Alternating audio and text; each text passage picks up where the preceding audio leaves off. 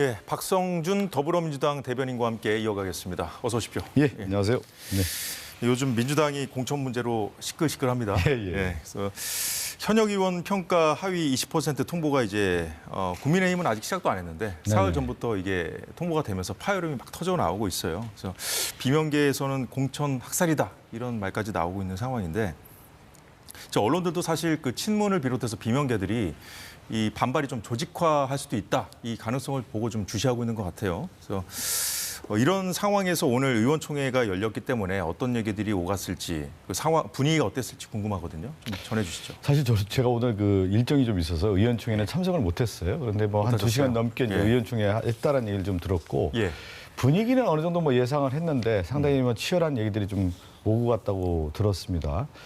근데 일단은 뭐 공천 과정에서 여러 얘기들이 좀 나오고 있는데, 당의 일관된 입장은 시스템 공천에서 이루어지고 있고요. 또 특히 이명백 공관위원장이 오늘 기자들과 만나서 이 공천 관련된 얘기를 하지 않았습니까? 명백하게 시스템에서 이루어지고 있고 공정하게 이루어지고 있다는 얘기를 했기 때문에 이제 불이익을 받는다라고 생각하는 의원들 입장에서는 상당히 반발할 수밖에 없는 것이죠. 왜 그러냐면 이 공천이라고 하는 것이 자신의 어떤 정치적 생명력을 좌우하는 거기 때문에 거기에 따른 의원들의 어떤 저항은 분명히 있고요. 있을 수밖에 없다고 봅니다.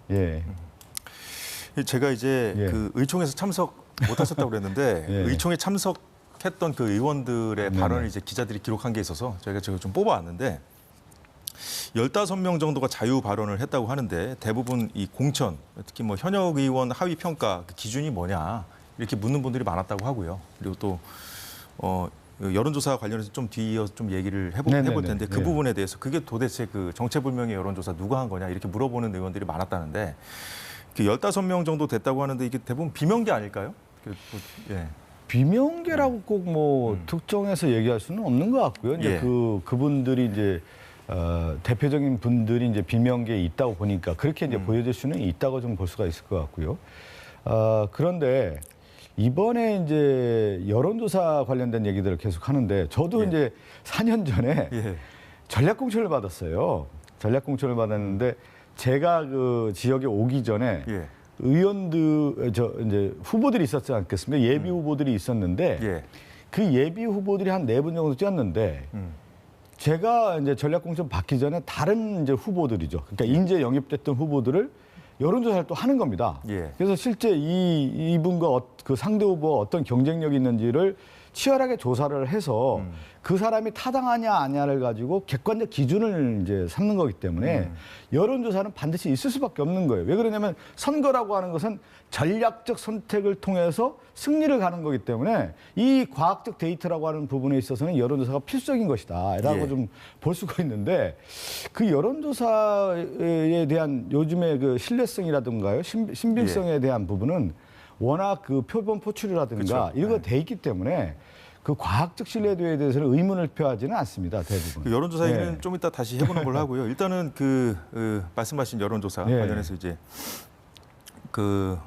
좀 이따 얘기를 해보고, 그 이재명 대표가 오늘 그 의원총회에 나오지 않았어요. 근데 보니까 의원총회에 참석하신 분들 중에 그 지도부가 좀 이번 그 공천 사태 관련해가지고 좀 책임을 좀 져야 되는 거 아니냐 이런 얘기도 있었다는데, 이재명 대표가 불참해서 좀 이거에 대해서 좀 아쉬움을 토로하신 분들도 계시대요. 의원총회 분위기를 전달해 주시는. 이제 저는 이제 민주주의라고 하는 것, 정당이라고 하는 것은 가장 중요한 것이 이제 총선이라든가 이제 선거에서 승리를 하는 것이죠. 그 승리를 했느냐 못느냐에 따라서 당대표가 됐든 예를 들면 대선 후보가 됐든 그 책임을 지는 거 아니겠습니까? 모든 책임은 이제 당대표에게 있는 것이죠. 그런 책임에 대한 무거움과 무게 중심이 저는 이재명 대표가 그 어깨에 짓눌리는 그 책임감이라고 하는 것은 느끼고 있다고 좀 보고 있고요. 이재명 당대표와 관련된 여러 이제 이번에 뭐 하위 10%에 해당된다라고 하는 의원분들이 이제 공격의 대상을 이제 당대표에게 좀 삼고 있는데, 과연 그러면 어떤 지금 공직평가위원회에서 나온 결과를 가지고 얘기한 거 아니겠습니까? 근데 공직평가위원회는 2021대 2020년도에도 적용이 됐고요. 그 평가위원회에서 만들어졌던 거고, 또 하나는 그 평가가 이루어진 다음에 누구도 볼 수 없는 상황에서 예. 그 이명박 공관위원장에게 전달됐던 내용입니다. 그렇기 때문에 그것을 당대표와 관련된 지어져서 그것이 유불리를 가지고 당대표를 공격하는 것은 지금에 맞지 않다고 봅니다.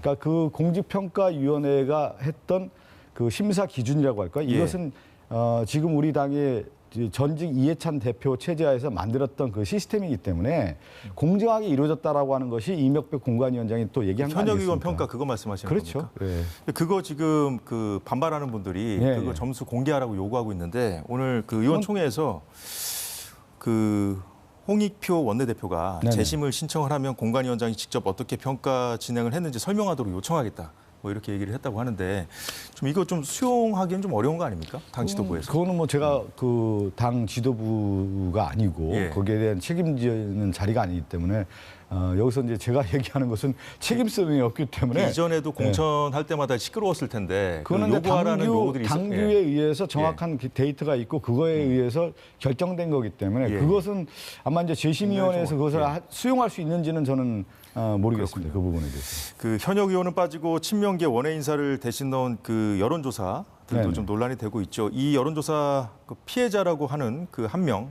그 중에 한 명인 이 홍영표 의원과 이명박 공관위원장의 발언을 잠시 듣고 이어가겠습니다. 네네. 우리 당의 원로들이나 또 민주당의 여러 선배들이 지금 이런 난장판 공천에 대해서 굉장히 심각한 우려를 하고 계신다라는 얘기를 들었습니다. 오늘 어떻게 할지는 모르겠습니다. 모든 것이 그 당이 정해놓은 그 원칙과 절차에 따라서 이루어지고 있기 때문에 비명계 학살이라는 것은 저는 근거가 없다고 보고 있고요. 예, 아까 말씀하셨던 네네, 맞습니다. 내용인데 그 시스템 공천대로 잘 굴러가고 있다 이렇게 네네. 이제 계속 얘기를 하지만 지금 이제까지 본인들이 이제 하위 뭐 10%, 20% 거기 들어갔다고 이제 공개한 분들 스스로 공개한 거죠. 그래서 알려진 건데 김영주, 박용진, 윤영찬, 송갑석 뭐 친명계는 아니죠 이분들이. 예. 왜 또 비명계에 이렇게 몰려 있느냐 이런 주장을 하시는 건데 앞으로 더 좀 지켜봐야 된다고 보십니까? 아니 지금 이제 보통 이런 이제 저도 이제 뭐 초선밖에 안 됐기 때문에 이제 전체적인 상황에 대한 것들은 이제 요즘 이제 들어보고 이제 스스로 좀 보면서 이제 의원들끼리 서로 얘기 나누면서 이제 상황을 좀 지켜보고 있는 가운데 있는데요. 예. 예전 같은 경우는 이제 예를 들면 하위 10%, 20%에 해당되는 의원들에게 통보를 해주면 경선 과정에서 불리하기 때문에 발표를 하지 않았는데 예. 그건 뭐냐면 지금과 같은 이제 예를 들면 지금 의원들 같은 경우가 비명계라고 하는 의원들이 지금 집단적으로 좀 얘기를 하고 있는 거 아니겠습니까? 예, 예. 과거에는 이제 경선을 해야 되기 때문에 안 했는데 지금 하나의 어떤 특정화된 세력이 있는 것이죠. 지금 예를 들면 홍영표 의원이라든가 이런 여러 의원들이 이 부분에 대해서 이제 문제 제기를 삼고 있고 거기에 대해서 10%, 20% 하위에 대한 부분을 표명을 하는 것이죠. 근데 과거에는 표명을 안 했기 때문에 예, 그것이 예. 드러나지 않았는데 그렇죠. 지금 이제 표명을 했기 때문에 드러난다 이렇게 볼 수가 있고 그 나오는 사람들의 하나의 구성원들을 봤을 때 이제 언론에서 바라봤을 때는 이 세력이 비명계 아니겠느냐 이렇게 이제 규정을 하고 있기 때문에 더 부각이 되지 않나 싶습니다. 그래서. 이분들 지역구가 다 수도권인가요? 4명 다? 다 수도권인가요? 그렇죠. 그런 그러네요. 이제 김용주 의원 같은 경우 서울이고 박용진은 워낙 서울이고 그 예, 예. 이제 지난 총선에서 크게 이겨가지고 네네. 이제 현역들이 많아서 좀 이런 문제가 좀 더 국민의힘에 비해서 좀 네네. 갈등으로 조금 더 이렇게 좀 잘 보이는 것이 아닌가 이런 부분 이런 지적도 있더라고요.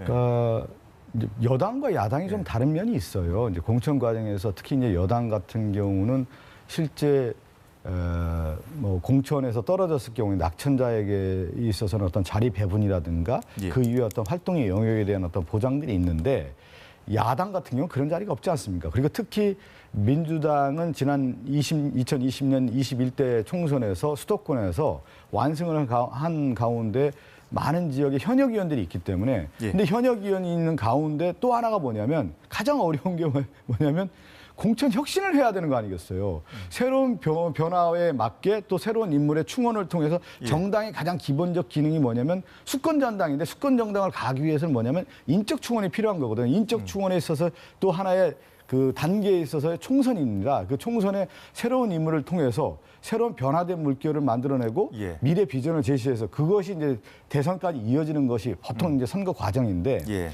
이번 선거 과정에 그것은 내부적으로 혁신이 필요하다는 목소리가 또 커요. 그러면 또 통합에 대한 목소리도 크단 말이죠. 그런데 총선에서 그러면 이 두 마리 토끼를 다 잡을 수가 있느냐. 그렇죠. 어려운 거죠. 어려운 과제인 것이죠. 혁신은 혁신대로 해야 되는 것이죠. 근데 이분들에게 이제 도전장을 던지는 분들이 뭐 찐명 내지는 뭐 자천 타천으로 찐명으로 분류되는 그런 분들이거든요. 그래서 그 부분은 어떻게 그럼 설명하시겠습니까? 그건 이제 보통 이제 총선에 나오는 이제 경쟁 예비 후보들 같은 경우는 자신의 이제 그 경력 과정을 가지고 이제 나오지 않습니까? 그러면 역대 모든 선거에서도 항상 그런 과정들이 있었던 것이죠. 내가 이 선거에서 정당의 어떤 정체성이랄까 이 방향성에 맞는 후보다라고 주장하는 근거가 뭐가 있겠느냐. 그런 면에서는 이번 총선에서 가장 큰 테마는 뭐냐, 기조는 뭐냐, 윤석열 정권을 심판하고 민생 파탄에 대한 경고장을 내릴 수 있는 후보란 말이에요. 그러면 그 후보가 누구냐라고 하는 자기의 상품성 가치를 내세워야 될 거 아니겠습니까? 그런 면에서 아마 예비 후보들 같은 경우는 지금 이제 이재명 당대표가 실제 윤석열 정권 심판과 민생 파탄에 대한 경고를 내릴 수 있는 대표적인 장수기 때문에 그와 같이 갔던 예비 후보들이 그런 상품성을 내세우다 보니까 상대적으로 그런 면이 아닌 다른 이제 현역 의원들 같은 경우는 오히려 이제 그 윤석열 정권보다는 민주당의 어떤 내부적인 문제를 더 부각시켰던 분들이 분명히 있었을 겁니다. 당사자들이 그러다 보니까 지금 하신 말씀을 들으면 결국은 또 비명, 친명으로 나뉜 거냐 이런 그러다 보니까 반박을 하실 것 그것은 같은데. 이제 언론에서 실질적으로 친명과 비명으로 나눈 건데 전체적인 큰 흐름의 선거의 큰 흐름은 뭐냐면 국민들도 그렇고 특히 민주당의 당원들도 그렇고 어떤 거에 이제 마지막 그 핵심을 두냐면 결국 윤석열 정권과 잘 싸울 수 있는 후보가 누구냐를 보는 것이죠. 거기에 저는 초점이 맞춰져 있다고 보는 겁니다. 여론조사 관련해서 좀 짚어보겠습니다. 이게 지금 정체불명이라는 표현이 붙은 이유가 당 지도부나 뭐 공관위 사람들 초반에 이제 이거 관련해서 보도가 막 나왔을 때 이거 뭐 누가 한 건지 잘 모르겠다. 내지는 공식적으로 한 것이 아니다. 이렇게 답변하면서 좀 그런 표현이 붙었던 것 같은데 사실 이게 이재명 대표가 성남시장 그 시절에 성남시 용역을 받은 곳들도 있는 거로 드러나면서 여당도 이 지점을 좀 비판하고 있거든요. 그래서 이제 이게 지금 지도부나 이제 공관위에서 모른다고 그냥 해서 넘어갈 수 있는 사안인지. 이번에 그 관련해서 이제 하도 그 여론조사 관련된 얘기들이 나오니까 당에서 발표를 했습니다. 오늘 그 언론 기자들에게. 공식으로 발표를 공식 했습니까? 발표가 뭐냐면 성남시와 관련된 업체라고 하는 언론 보도는 사실과 다르다. 특히 그 한 언론 이제 여론조사 업체죠. 민주당이 기존에 여론조사를 해왔던 여론조사 기관이라는 겁니다. 그동안 쭉 해왔던 기관이고 또 지금 얘기한 성남시 관련된 여론조사를 한 업체는 2013년도에 한 번 했던 여론조사 업체라는 거예요. 그러니까 우리가 여론조사 업체라는 것이 한 곳만 하는 게 아니지 않습니까? 여러 곳을 다 하기 때문에 실질적으로 그럼 과거의 이력을 조사했을 경우에 보니까 2013년도에 그 여론조사 기관이 한 번 했다라는 거 아니겠습니까? 그걸 가지고 성남시와 관련된 무슨 유착서를 얘기한다라는 것은 맞지 않다라고 오늘 당에서 언론 보도를 했습니다. 그렇다면은 이재명 대표의 어떤 비선 조직이 움직였다 이런 의혹은 좀 해소됐다고 보시는 거죠? 아니 이제 그런 문제를 이제 제기하는데 제가 그런 얘기를 하잖아요. 당이라고 하는 것은 전략조사가 필요한 거 아니겠습니까?